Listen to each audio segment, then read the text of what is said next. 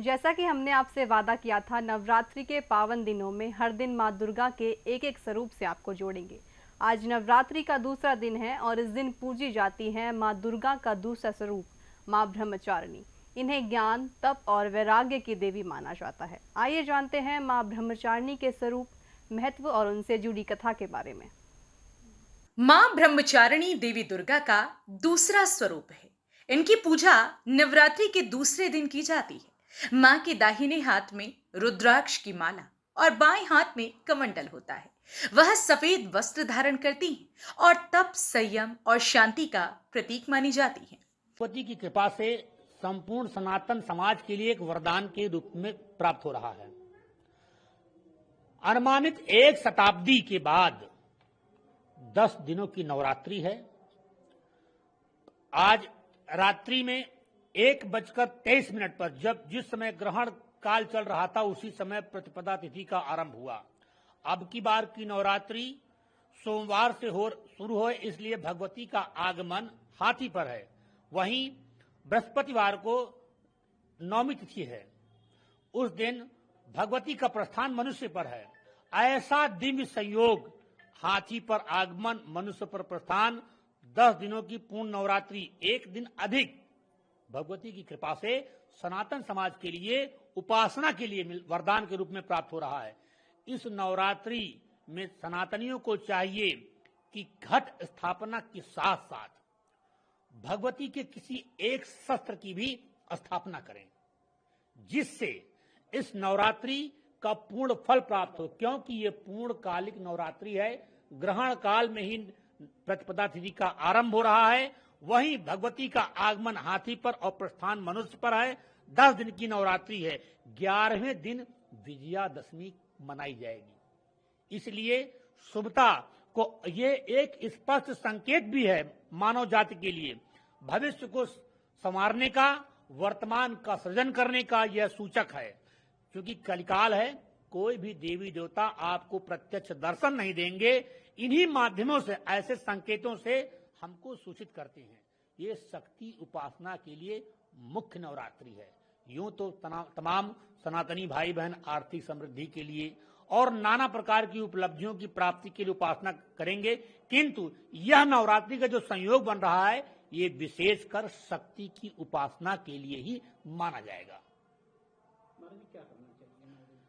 9 दिन आप अगर शक्ति का अर्जन करते हैं तो यह नवरात्रि आपके लिए ब्रह्मास्त्र के समान काम करेगी। छोटा सा प्रयास आपको बहुत फलदायी होगा। ब्रह्म मुहूर्त में, अमृत बेला में उठें, घट की स्थापना करें। तो आपने देखा माँ ब्रह्मचारिणी का स्वरूप। अब जानते हैं उनके पीछे की कथा, जिसने उन्हें इतना विशेष बना दिया। पौराणिक मान्यताओं के अनुसार पर्वतराज हिमालय और मैना की पुत्री पार्वती ने भगवान शिव को पति रूप में पाने के लिए घोर तपस्या की थी। वर्षों तक फल फूल और पत्ते खाकर कठोर साधना की। इसी तपस्या के कारण उनका नाम पड़ा ब्रह्मचारिणी, यानी तप और ब्रह्मचर्य का आचरण करने वाली। माँ ब्रह्मचारिणी की साधना और तपस्या से जुड़ी ये कथा भक्तों के लिए प्रेरणा का स्रोत है। लेकिन उनकी पूजा से साधकों को क्या फल प्राप्त होता है, आइए देखते हैं। मां ब्रह्मचारिणी की पूजा से साधक को तप, त्याग, सदाचार और आत्म संयम की शक्ति मिलती है। माना जाता है कि इनकी उपासना से जीवन में आने वाले संघर्षों का सामना करने का साहस और सफलता प्राप्त होती है। भक्त इस दिन या देवी सर्वभूतेषु मां ब्रह्मचारिणी रूपेण संस्थिता नमस्तस्यै नमस्तस्यै नमस्तस्यै नमो नमः मंत्र का जाप करते हैं। भक्तों के लिए माँ की पूजा और मंत्र जाप का महत्व तो आपने जाना। अब जानते हैं माँ ब्रह्मचारिणी से जुड़े प्रमुख मंदिरों के बारे में। मां ब्रह्मचारिणी को मिश्री, गुड़ और पंचामृत का भोग अर्पित करना शुभ माना जाता है।